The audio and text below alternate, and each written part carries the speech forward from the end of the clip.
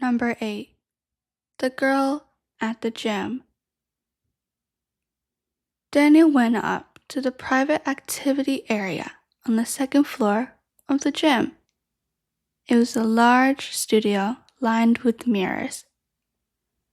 He picked up an exercise mat and settled into the corner.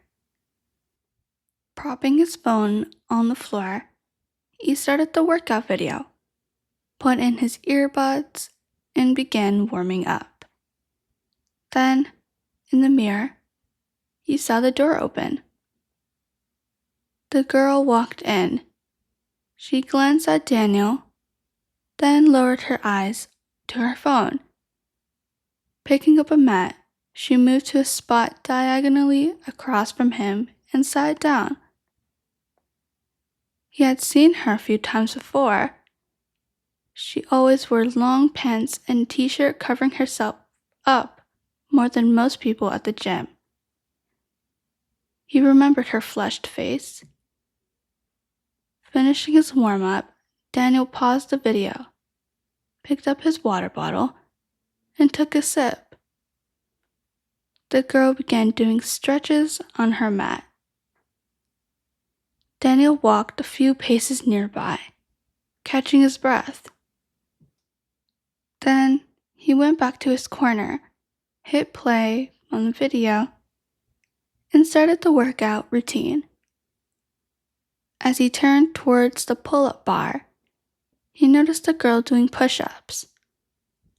Her form was solid, though she didn't lower herself all the way down. He looked away, rubbing his palms against the bars once. He gripped them tightly and started his pull-ups. In the mirror, he noticed the girl seemed to glance up at him. By the last repetition, he could barely lift himself up another inch. He had broken his personal record. He returned to his corner and moved on to the next exercise. He tried his best to control his breathing, but he was still panting. With his earbuds in, he couldn't hear the sound of his own breath. He glanced at the girl. She was wearing earbuds too.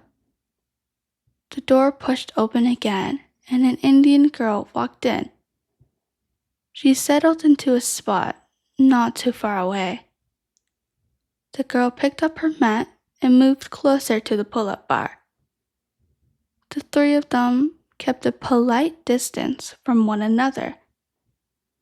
The girl began stretching into splits.